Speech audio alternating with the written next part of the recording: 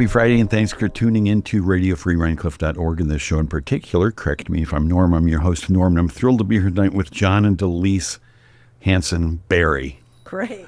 I love it. Yeah. No one ever adds the Hanson. I'll take it. Well, you know, it's on your Facebook thing. And then I was like poking around the Upstate Down site. And one of the things you said, Delyse, is that you have siblings who live around here. Yep. And one of them seems like she's an agent for your company. Technically, that is true. Yeah. Oh. She actually owns a store in the village of Rhinebeck, too. So that's really her focus. But she does have her license. Oh, well, let's plug it. What's the store called? What are they? Kristen Hanson Jewelry. Kristen Hanson Jewelry. Yes. Huh. We are neighbors at work. We are neighbors at home. It's a little nauseating. And presumably you were neighbors growing up in Montclair, New Jersey. Correct. Yeah. That's funny. How many other siblings did you have? 2 others. 2 boys, 2 girls total. 3 of us live in Rhinebeck now. Wow. 1 still in the city / world traveling. And we all live in walking distance of each other. We really went back to our Italian roots. And it really wasn't planned like that, but it is how it is now. Well, so how did it work out that you all came here to Rhinebeck? I mean, I know you got married here. Your parents lived here? Originally, my brother went to Bard. Okay. So he's the one that doesn't live here. And my parents got a weekend house when I was a kid. And then when my parents split up, my mom moved up here when I was 14 full time. So we were visiting, got married here. And then after having kids and being young and dead broke in the city, we were like, what are we doing here? And just sort of ventured upstate and never really looked back at this point. Wait, dead broke in the city. I was reading your, John, J.P. Morgan Chase, Wells Fargo, Morgan Stanley. That's not the resume of somebody who's dead broke. Well, it's the beginning trying to get into the finance world life. And if you ever spoken to somebody who wasn't really going the investment banking route already, trying to get in is a pretty intense situation. So, when we first started, I was basically the boiler room coming into the business, and you're $1,500 a month, new baby on the way. Right. And just trying to figure out life and hustle as much as you can. And that's, it grew to where I got to be a little bit better. But in the beginning, nothing comes easy. You're always striving, especially in the stockbroker or financial advisor world. You're starting from zero. And so what was your way into all of that? I mean, it's notoriously difficult to break into. Notoriously difficult. I ended up, I was a manager at a gym called New York Health and Racket Club. Okay. And one day happened to where I saw a gentleman from J.P. Morgan Chase, and I said, so how do I become what you do? And he's like, do you have your Series 7 and your 63? I said, what are those? Yeah. And he mentioned that I would have to go and get those licenses to be able to be a stockbroker. And I did everything I could to get those things. They have like an aptitude test that you have to take. And once you realize that you're taking it and what they want from you, you can pass them. But at that point, I was like, I don't even know what this is. I'm just answering it true to myself. And I didn't get the shot at that for JP Morgan, so I had to go the backdoor route. I started at First Republic Group, as like a caller for the other senior stockbrokers, and then from there I went to Laidlaw and Company, which was a really which is another sort of boiler room sort of situation, long. Big office buildings with long tables. Everybody's kind of scattered around the tables, but in their individual groups. And then when I got my license, the 2008 downturn happened. So I walk into work all excited the next day. I had just got married. I passed all my tests. I walk in the day that Bear Stearns, Lehman Brothers, and all of them were all packing their boxes and going home. And from that day on, I was like, my boss was kind of like, don't pick up the phone today. There's nobody's going to answer your phone call. You're going to get yelled at the entire time. So that's when I switched routes there and went to the banking role. Okay. Because it was the end goal for me was always to be a financial advisor. Okay. And that was one of my ways to be able to get there, because in a branch you have the ability to be a financial advisor and also a banker. And when you go into those places, you want to pick a really good branch. And the branch that was near our house was Chase and 7th and Carroll. And I had to start out as a banker to get myself be able to turn into a financial advisor. And I was doing really well. And the branch was doing really well. And one thing you learn once you get in is they're not going to switch you to a financial advisor if you're a great banker, because they don't want to lose you. Right. And you don't want to leave, because then you go to a branch that's not as great, because they're not going to give you a good branch as a first-time financial advisor. Right.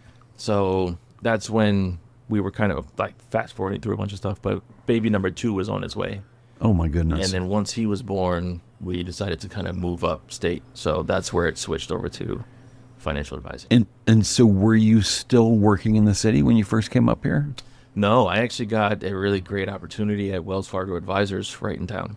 Right in Rhinebeck? Right in Rhinebeck. Nice. Yeah, Ed Mercier was a really, really great guy and gave me my first opportunity. And did that. And then Kim Koenig, Frank Benizia, and those guys down at Morgan Stanley gave me an opportunity to join their team. I had kind of rubbed elbows with them in some chamber events and things of that nature. So it was really cool. And then I was there for 6 years before my lovely wife was like, we went on our 10-year anniversary and was like, okay, I'm ready to go work with you now. And and what was in your mind, Delyse, when you said that? It sounds like it's something that y'all had spoken of previously. It's like looking back at it, it was always a dream of mine. I mean, just to sort of put a button on the Brooklyn days, like John was working his ass off, like 70 hours a week. Our rent at the time in a rent stabilized building was $1,500 a month, and I'm pregnant at 22, and he made $1,500 a month. We were on food stamps, we were on Medicaid, and we would just remember being like, if we just push through every day in, trying to figure it out, we will. And even moving up here, it was like we were just like young with big dreams, and we bought our first house for only what we could afford, which is $210,000, and we lived without floors for 3 years because we had to gut it, and we didn't have the resources to put it back together. And it's really amazing because like the kids, our oldest remembers that, the other two don't as much. But there was like plywood. Yeah, it was just like, you couldn't see to the basement. No, but it was like That's where I went. Yeah, we did Like, have that's not something good to for stand kids. on. Yeah. Anyway, and so And like beautiful rugs from my mother-in-law. So we always had nice rugs and nice stuff. Oh, that's funny. From like hand-me-downs. hand-me-downs. We would take hand-me-downs from Sure. people. But so for me, I felt like, part of our relationship was like I always felt like the things we did together was what we did best. And I just felt like this fantasy of what would we be able to accomplish if we worked together too, if our creative energy was collaborating too. And he was always like, I worked really hard from my really modest upbringing to get to where I am. I don't think we need to work together. And then through this trip on our anniversary, we spent all this time together. We had so much fun. He was like, we have a fucking great time together. And where'd you go?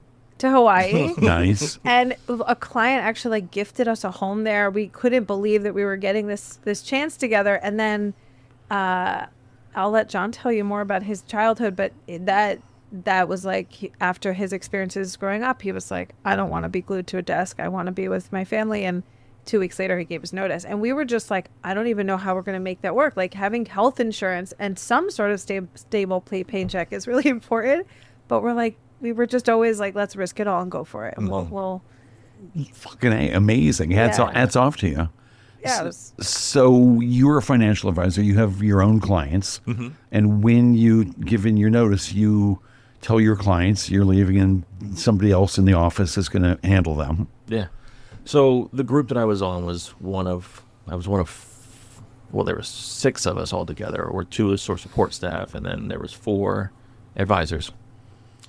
And, I worked so hard to get into it, but I got to the point where it wasn't satisfying me anymore. Right. And I loved my clients. I loved who I was working for, but it just, the business itself was getting kind of just, I didn't like it that much anymore. And can you put your thumb on it? What was it about the business that you didn't care for? I think it's just how I grew up and how I was brought up, that people on the other end weren't like that. What's the defined other end? On the other end of the phone. Okay. So your mom. Huh? Yeah. And when I got to the point where I was 10 years from my mom, when I was younger, passed away when she was 45. Oof. And I had just turned 35. And I said to myself, which was also a big portion of it, if I'm going to only have 10 years left of my life, do I want to spend it behind a desk? And that's when things really switched for me. And I was like, no, I don't want to do that. And did you have some idea of what you did want to do? I had no clue.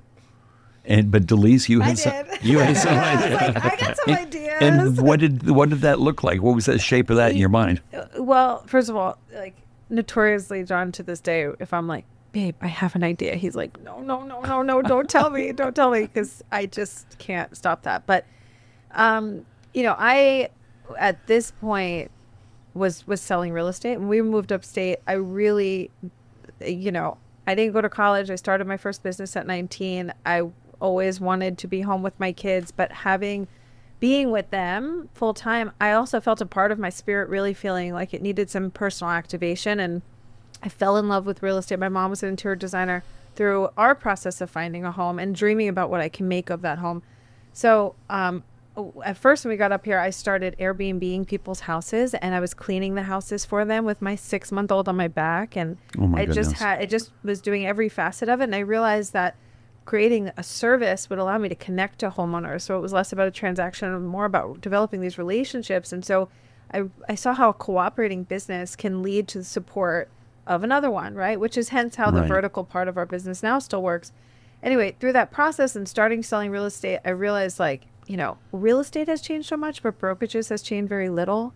And I felt like there was a way to create a more lifestyle and interactive approach towards any business that is a little bit more lifestyle driven and a little less transactional. So I dreamt about this idea that we would start a brokerage one day that has design, that has lifestyle, that can meet people where they are on their home journey rather than just handle the transactional part of it. And so John first got his license and we were like, we'll just sell real estate together. But I always felt like I wanted to start our own company that can, bring all these facets together and do it in sort of a different kind of way.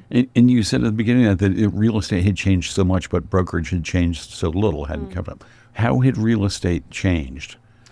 Well, I mean, it wasn't that long ago when you'd go into an office and look through a book to find out what was for sale, right? Everything's become such a digital model, which is amazing. Buyers can be so much more educated. Sellers can be more educated, in which case the value and what you need your agent to do to bring you value has shifted, right? They're not looking through a book to tell you just what's available anymore. And so, I always say to our agents, if you're a door opener, you have no value in this business, right? We need to create service. We need to be expert. And a lot of agents are, but we wanted a brand that could layer in other elements that can't just be replaced by an algorithm, because it is just like every industry. It is becoming more and more digitized, So that's your promise to your clients. That's your branding, is that you're this sort of like integrated, real estate home making service. Yeah, totally. I mean, even when people say like, why don't you put listings in your window? And for me, and that's a fine model, it just didn't feel authentic for how we present, because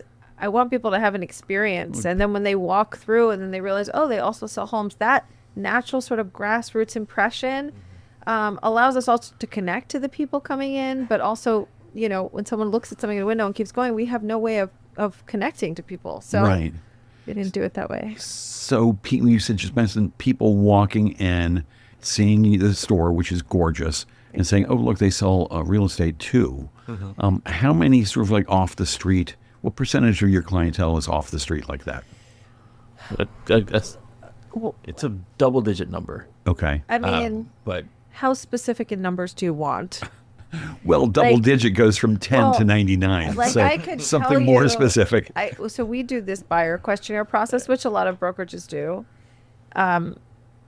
Of the buyer questionnaires filled out, probably a third came from walk-ins, and the other 2/3 come a lot through Instagram and also Google. Right. And those, we have over 5,000 visitors into the storefront a month. And the reality is that we don't care if they're there just for real estate. But when they have that impact, they're going to remember us, whether it's Right. real estate design or the store, because they go, wow, that was different. Mm-hmm. That was unique. So that's 5,000 visitors a month walking by in the street or coming in the front door. in the door. Yeah. That's amazing. I Yeah. never would have guessed that. Yeah, it's incredible. And the thing is, like, again, they don't have to be there. They could just be there window shopping. They could be there just because they have a couple questions. We have people that come in, they want to show me pictures of their room and how to make it nicer. And we want to be there for wherever they are. It's not Right. just about selling your house. And when someone that needs to sell, if it feels like the right fit for them, then they'll call us, and we trust in that process because it is a more organic way of relating to people in their home. Sounds just amazing. And just back in the numbers for 1 second, I wonder how your 1/3 of the passersby walking in compares to real estate agencies who have all the listings in the windows. I would say that it's probably, I mean, I don't know how many people walk through the real estate doors on a regular basis. Yeah, Because yeah. you don't feel I like mean- when you walk in, you feel like you're going to get, I feel like people feel like they're going to get hounded on. Right. And some people may just be window shopping That's and an agent interesting. step out the door and are like, hey, can I help you? Right. Like, no, I'm just looking. And people, lots of people I don't want that. Right. Well, the truth is, if you're walking into any office-based business, if you're walking into an office, you're coming with a question. You're coming with a specific need, rather than you're just exploring and walking through. And so we wanted it to just be more like, you can just come and enjoy, right? You don't have to be coming for the office, for our services. Right. And so people wander into your store. Is there a script you have, or do the people who are working the floor have a particular thing you want them to say to the public when they come in? Hi, how are you? Is that it? That's it. Yeah, Yeah. it's pretty Because simple. we're relationship driven, Right. and we're personable people. So Right. everybody who works for us are really personable. Yeah. So when they come in, you're just saying, "Hey, how's it going? How are Right. you doing today?" Right. And as they get through the store and through the process of feeling the, smelling the smells and getting the feeling about being in our second home, then they start to open up and say, "Hey, what is this about? Can you tell me a little bit more about this house?" So it's kind of like an organic thing that just starts with, "Hey, how are you?" I fucking love that description of the store as your second home. That's really It so totally sweet. is. It really is. I will also say, though, they're very well equipped with the understanding of how the facets of the business interact. So when someone comes with, oh, you sell real estate or you do design, they can very effortlessly communicate and explain how they interact, But we don't want anyone to feel infringed on by our services. Right. Or forced or pressured or No, anything. it's not. Yeah. It's not the. it's not about us. That's not it. That's A amazing. home is what a home evokes a feeling. When you walk into a Right. space, you go, wow, this feels good. And so our service, our store, that the hope is that evokes a feeling, and everything else comes in order. Everything else falls into place. And as I said, it's a really beautiful place, your Thank second you. home there. Do you get people complain? People were like, ew, I don't like this stuff. To be honest, look, we really try to be cognizant of having things in different price categories. Some people, I think, don't know that we have things that are also really reasonable, under $10, for example. They're small things, but we want to make sure that's there. The hardest thing, and this is super important to us, and we want to always, gather feedback and better ways of doing this, is, it's complicated as you have an evolving area with this bend between people who've been here a long time and people coming from out of town. And we don't want to be a business for one category, and we want to be, that's one of the biggest, I think, misunderstandings, I think, for some people with us. They think maybe we just want to cater to people from out of town, and that's just not how we feel. We That's feel what like I always thought. we feel so deeply connected to the community and wanting to engage more with the community and more with the schools and more organizations and finding ways of giving back and finding ways. I mean, I've been on the planning board for 4 years, maybe 5 years now. And even just creating conversation around how the development and how the zoning and all of these things can continue to enhance the support of the people that live here, that have Right. been here forever. And it's a really important part of us. It's just Right. mending all that within your business or imagery can be hard for people to see. I think you have to realize that we had been coming up here for 19 years, living here for 14. Right. I feel like we've been here for a long time. She's definitely been here for much longer than I have. So we're not newcomers coming into the town saying we want things to change. We're semi-older people coming into town, or seasoned people coming into town, who want the town to still have its authenticity, but know that times are changing and people are moving into the area. So it's like, how do we make sure that, one, our business can grow, but also cater to the people who are also here? Right. Mm-hmm. Yeah, but as soon as you open the door of your shop, you become sort of like front-facing. You become sort of mini celebrities, and all of a sudden, any sort of behind-the-scenes fantasy that you had is just out the door, and you're the face of this thing, and you're interacting with the public all the time. Do you feel that? Do you feel that you are sort of a mini celebrity? I mean, it's a small town. It's not hard. It's It not is a hard for small town. everyone to know everybody here. Right. I think the thing is about small town, no matter if you have a business here or not, people can quickly get involved in wanting to know what everyone else is doing. And I think for me, it's like, I just want to focus on being the best person I can be and knowing that from an authentic space. And then my dad always had this great line, which is, what someone thinks of me is none of my business. And it's like, it's a great line. It's just like, it doesn't matter, positive or negative. I just want to try to continue to withhold, even the kids. We employ a lot of kids at the high school, and I want to teach them about business. I want to know they're supported. The middle school, we always say, come, you're safe here. I mean, anything that we do, whether it's business related, whether it's supporting our team, or just communicating with the public, I just need to know that it's coming from an honest, sincere place. And then I could detach. Then I could allow people to think what they want. Right. Right. But again, it's the same question. I mean, when you're a real estate agent, you're meeting people one-on-one, or 1-on-3 or whatever. But then when you open a store, it's like, when I think about going through town, I'm like, oh, there's John at Samuel's, there's like Connie at Pete's Famous, there's Al at the pizza place. I mean, there's just people you don't, you're not trying to know them, you're not up in their business or anything, but they're local luminaries. Yeah. And I guess I'm just curious, you might not want to answer, you can pass on anything you want. John can answer. Was there a point in opening your stores, especially the new, bigger store, in the hallowed ground that had been Stickles, where you're like, oh, we're on display, we're local luminaries, people are starting to know us? I think once we really started the business, people paid attention. I mean, listen, we're one of many few mixed couples in the town. Right. And for the radio viewers, you're black, she's white. Correct. So in that sense, I feel like we've already kind of been not put on a pedestal, but we've been seen a lot because we had 3 kids come through the school system. So we're at every event, no matter what the kid is doing, we're always there as a couple. So you see us there, and I think we're pretty charismatic, nice people. So we love to chat and have a good time and laugh. He chats. I'm quiet. I'm an introvert, that is extrovert. so funny. I'm very extroverted at work, but in my private world, I'm quite shy and quiet. You're doing all right here with the microphone. Yeah. That's because there's no audience. Or live, whatever. And it's funny. So all 3 of your kids are in Rhinebeck schools? They are. Nice. Sophomore, 8th grade, and 5th grade. Wow. And amazing. You said before it was a girl and a boy and a girl. Mm-hmm. Yeah. Well, congratulations. Thank you. What? Congratulate us when they're like, oh, we got a long way to go. They're still surviving, though. You made it to 5:24 p.m. on this particular day. Absolutely. So congrats for that. And what are they into, these kids? Oh, boy.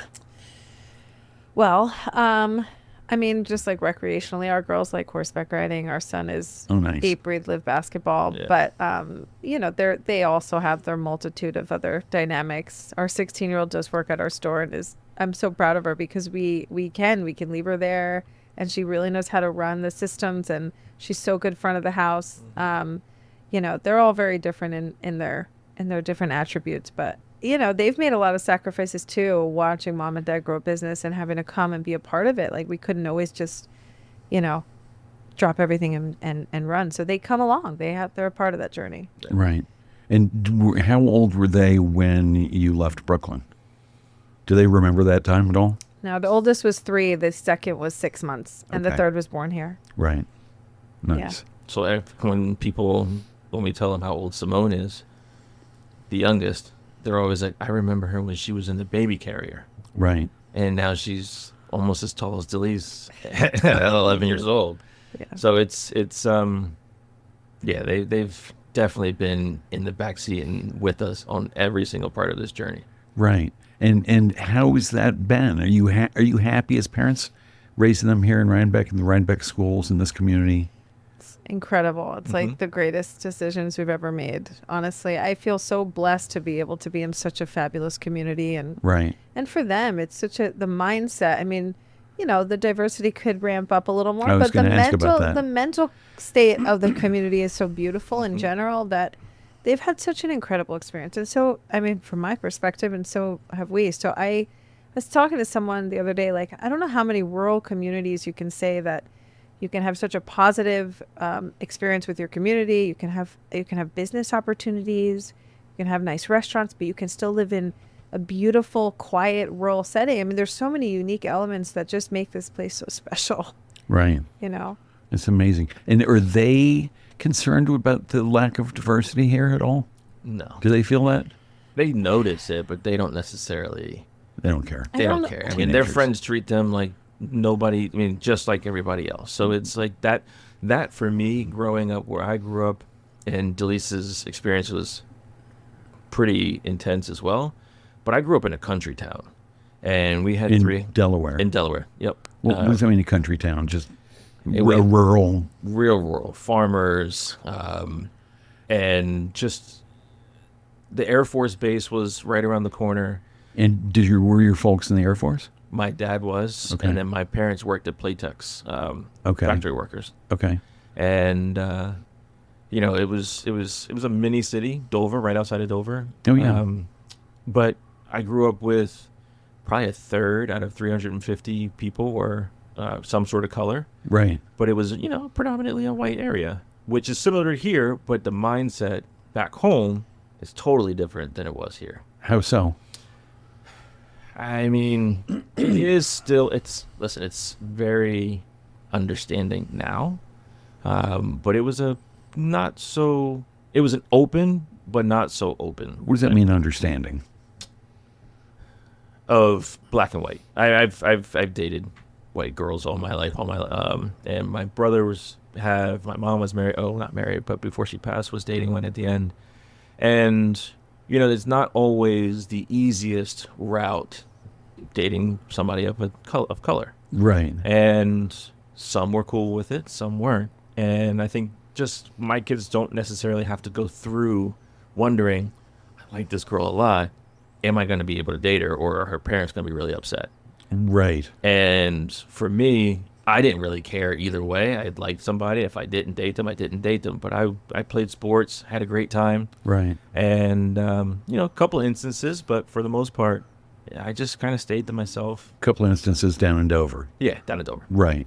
And, and here, I mean, there's, it's mostly pretty good, but, there are isolated incidents of, racism and shit getting written on lockers and stuff like that. And to be fair, there's been a few small incidences, but in comparison to the support and love of the community, right?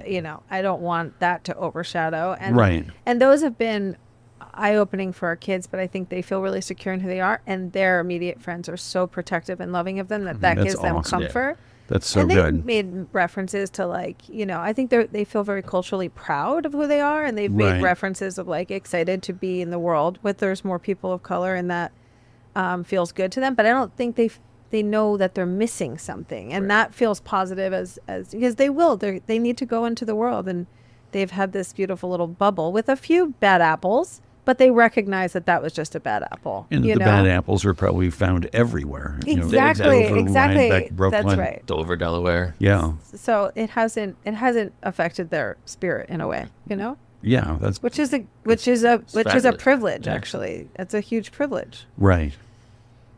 It is. It's an enormous privilege. Yeah. Mm-hmm. Huh. Wow. Now, Delyse, you said something about when you were imagining going into business, that you came to understand that all of the things that you and Jon did together, you did better. And it was just the most beautiful thought. I'm getting goosebumps just thinking about it. It's such a lovely thought for a couple. And it made me want to ask, what were some of the things that you had done earlier together that made you, that you looked at and thought, oh, wow, we're doing that better?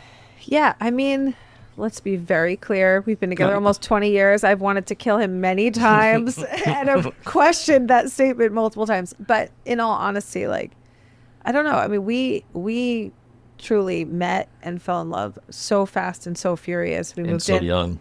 I mean, I like just turned 21 and we were living together 6 weeks later. Well, let's take time out and hear the story. How did you all meet? Look at him. You want John's They're version? they're looking at each other. Another 10 years of marriage, yeah. you have this worked out. Yeah, Exactly. I mean, well, because I think mine's a little the abbreviated version, John. Okay, well, we got well, plenty. not abbreviated. I get long-winded. We got plenty of time. It's a funny one that I think. There was something in the air that day. Where? Just in Philadelphia. general, We were in Philadelphia. Thank you. So I was going to school outside of Philly at Rowan University, and Delyse was living in this city of Philadelphia.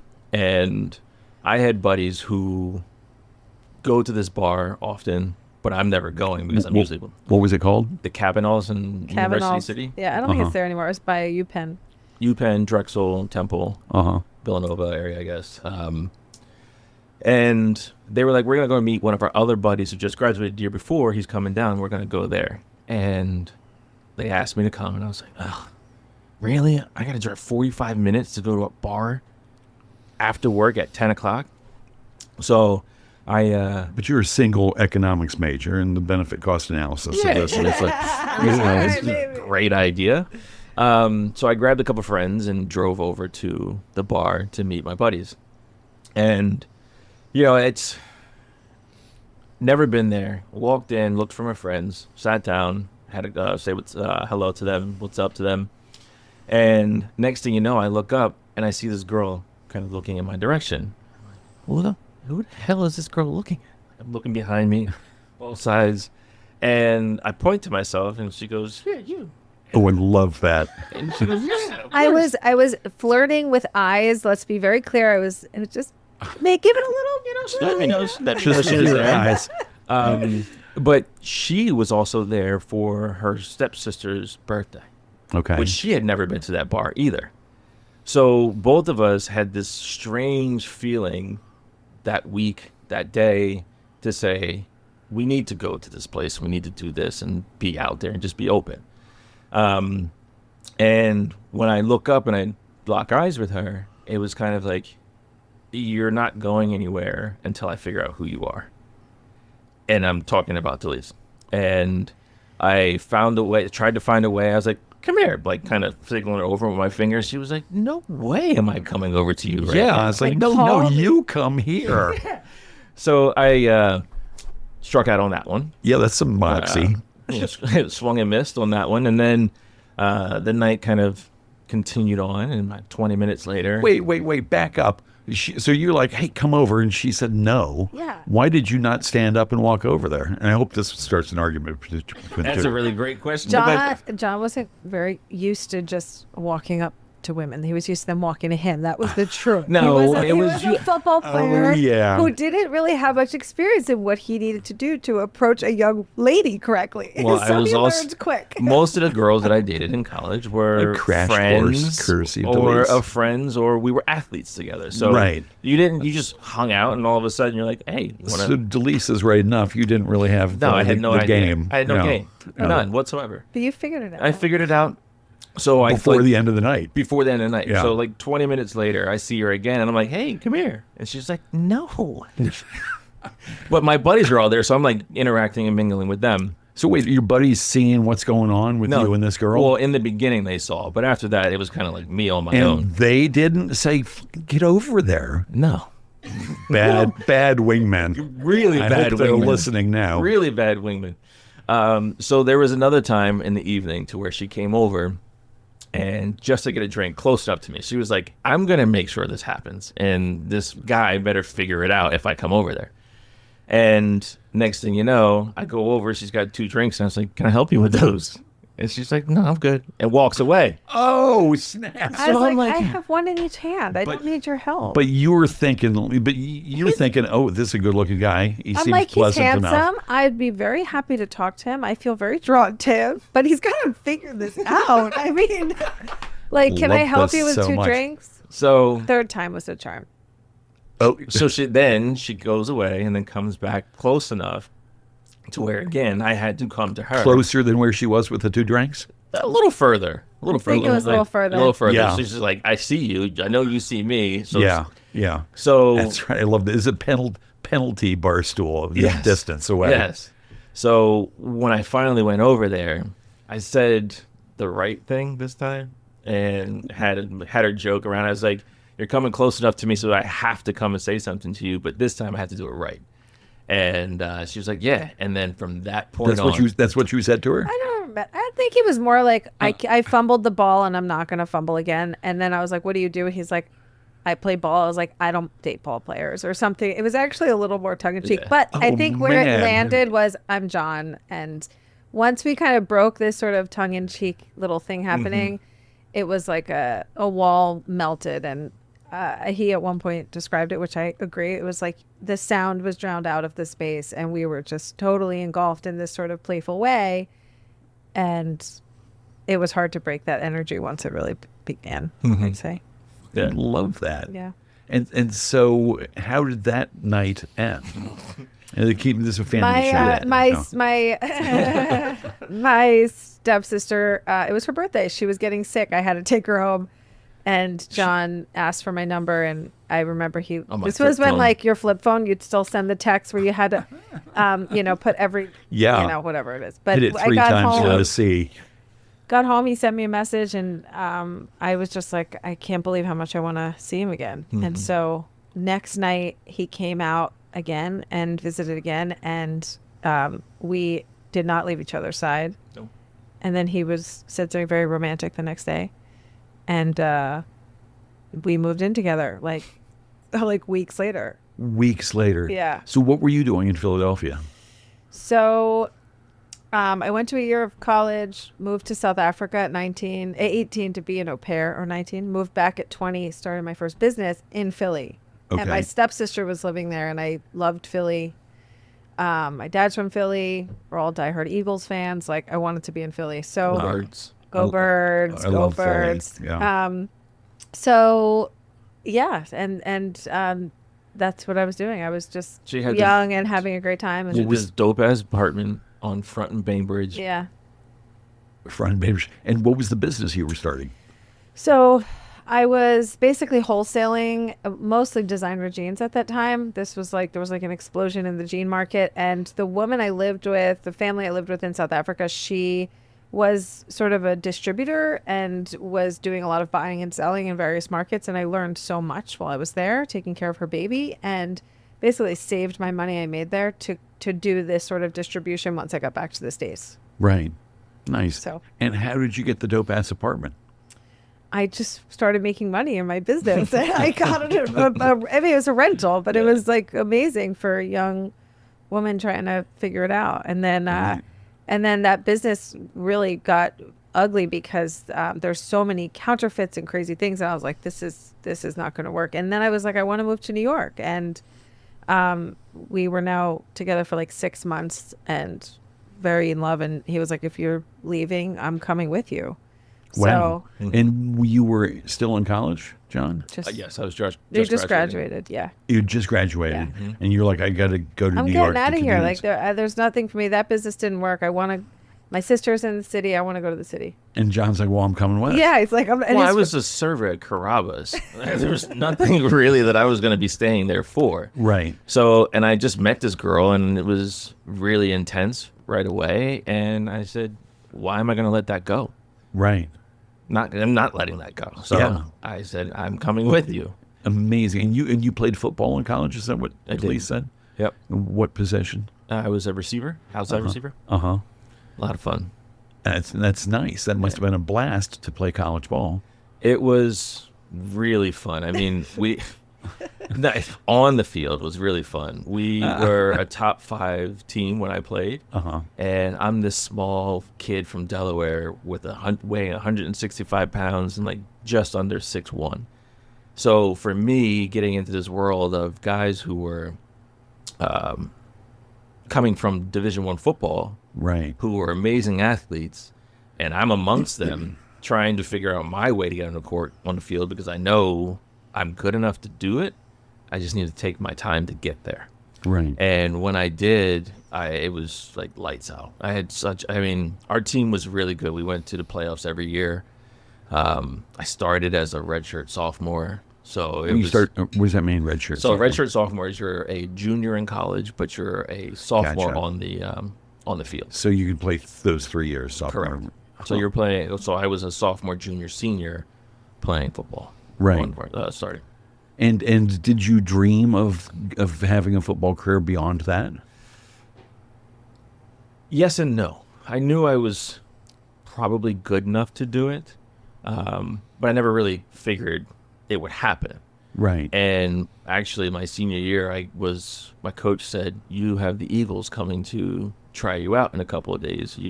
So, good luck." And that's it. Thanks, Coach. I was like, "What that's do you inspiring." Mean? I was like, "What do you mean?" Yeah. So I ran the 40 for them, did benching and all the stuff that the testing that needs you to do, and things were going really great. I mean, the year was starting off perfectly, and I ended up blowing out my knee. Oh, no. So I got to the point where I was just like, okay, all right, now it's really time. And then when I finished doing that, I met this young lady. Right. And I tried 2 more times afterwards with a bumped knee, but I was like, you know what? I'm good to go. It's time to move on to something different. Right. And what did you think that was going to be at that point? I had no idea. Right. No idea. I was, as much as I didn't know what I wanted to do, football was the only thing I really knew at that point. Right. And being a good person. So for me, it was like, okay, so before I met Delyse, I was dating a girl who was a teacher, and she was in school to become a teacher, and she was going to go back to her hometown, and we were dating, so I was going to go the secondary route, become an economics teacher, be a football coach at the school that she was at, blah, blah, blah. And then this beautiful lady next to me came into my life and was like, that's just where I'm going. And I had been out of that relationship for a long time, but it was at the point where I knew that I was going to do something like that. Where if blew on my knee, I'm just going to go the back door route and become a teacher, help kids grow, still and be involved with football, and just enjoy life that way. And I appreciate all the teachers out there. Yeah. Oh, but I am so happy to be where I am because I can be a coach if I want to be a coach. Right. I can still do my business and still be with my kids at the same time. So I'm very fortunate and excited about what I'm doing now instead of where I was. That's amazing. And are the kids sporty? Oh, yeah. Yeah. Yeah, it's different. Like the girls are very coordinated. Horseback riding teaches you a lot of physical coordination. Where do they ride? At Wellwyn on 308. Oh, sure. But if you ask them to run really fast, it's like they have to almost look too pretty doing it because they're thinking about the way they control their body or something. I don't know. So it's like a different, I feel like they would translate really well to tennis, right? Like very form driven, where our son, right? Don't you think? Like the athletic energy is just, it's applied differently. Right. But they love physical stuff. And you, Delyse, are you sporty? My kids certainly don't think so. I played sports growing up and through she was high a school. lacrosse player and a field hockey player. And she was pretty good. She went to Europe for the U16 lacrosse team. I did do that many years ago, but that was in my so not as sporty anymore. But I love to walk in the woods. Okay. That's my sport. And where do you like to go walk in the woods? Do you have woods by your house? We do. And where's your house? What street? We are over by Cedar Heights Oh, and okay. Hell's Oh, right. area, Oh, like that's behind nice. the Yeah. performing arts out back there. Uh-huh. So yeah. And do you through the woods, or you walk through the roads that are through the woods? Well, I love to explore the woods, and not to get into it, but I'm very, very connected to some of the roots of the indigenous communities that were here, and we've found some really beautiful structures and details on our property that just feel very sacred and important to me. So it's That's so wonderful. It's like a real spiritual place of meditation and honor, and just like getting to explore it. And so it's just being with the woods, the wildlife, the rock formations. And so sometimes it's a little bit more aggressive, but usually it's more like strolling through the woods and being with nature. More aggressive means sort of like blazing a trail. Yeah. Through I mean, even like if I'm hiking, I mean, I guess everyone feels that way when they're hiking. There's always this meditative element, right? Like you have to kind of release your mind to really get into it, because it challenges you, and the path is always changing. Requires attention. Yeah. So it can be slow or fast. It's just being out there. Right. Well, here's something I've been thinking about this last week. I don't know why. There's a tree on River Road that I love. I'm like, you know what? I think that's my favorite tree in Rhinebeck. It's a sycamore tree down there. And I wondered, do you have a favorite tree out there in your woods? I do. Oh, good. I definitely do. I definitely do. What kind of tree is it? What is it like? What's the vibe you got? Have you ever hugged it? I know that's 5 questions. Sorry.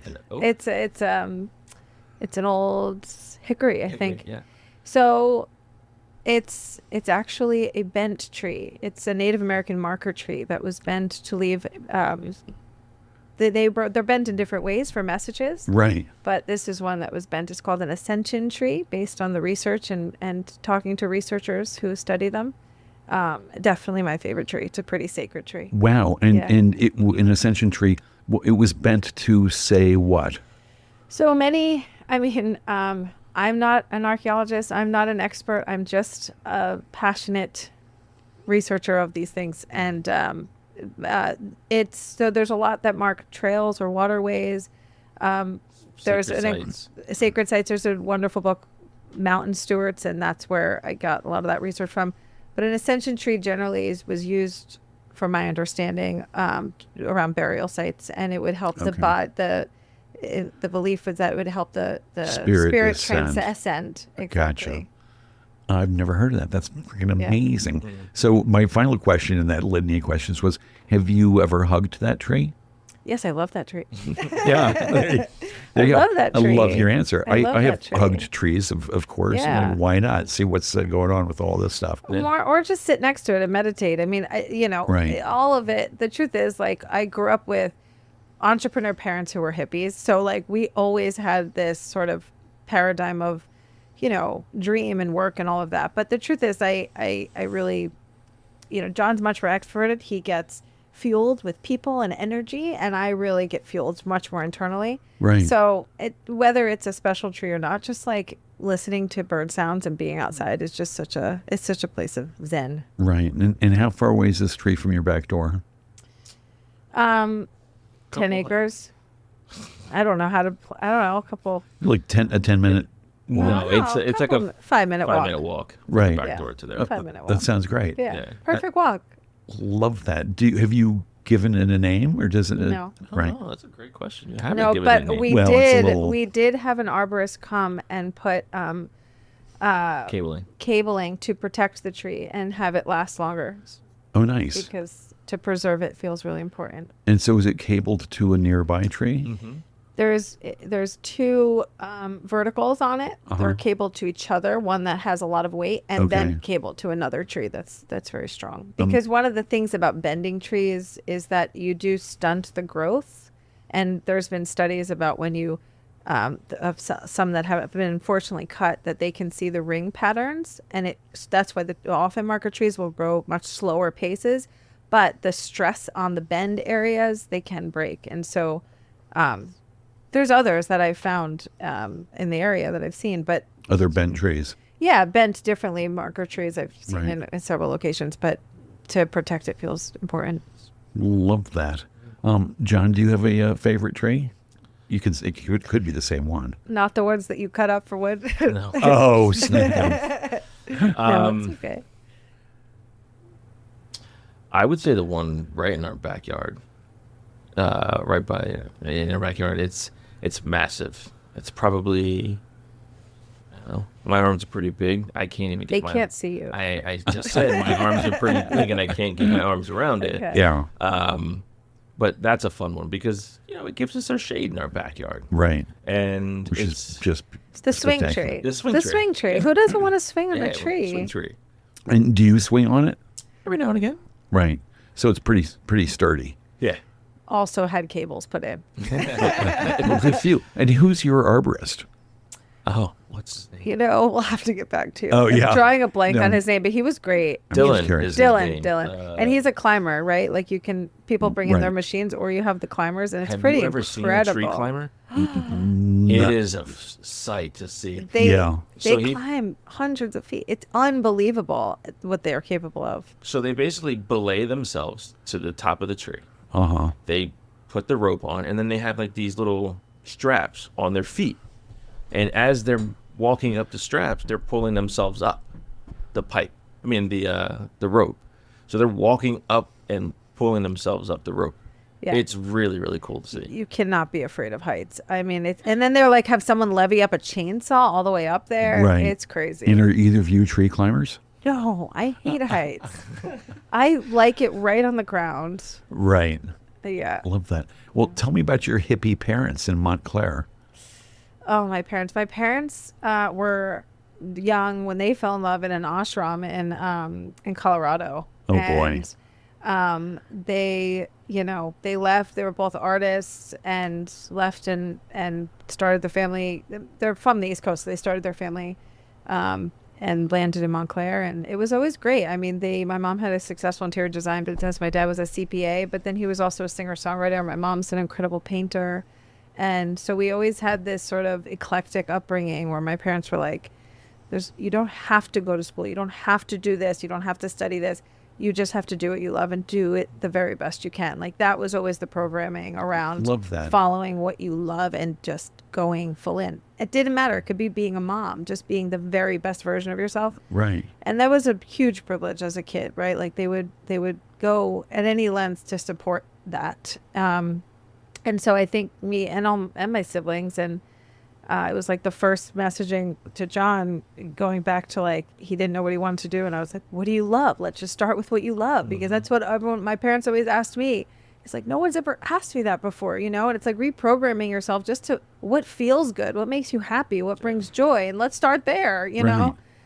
So they were very good about that. And so we had this eclectic upbringing between like, growing businesses and sort of that thought process and family dinners that were very, driven on strategy, but then just a lot of creativity and like gentle love and relaxation. And so it was eclectic.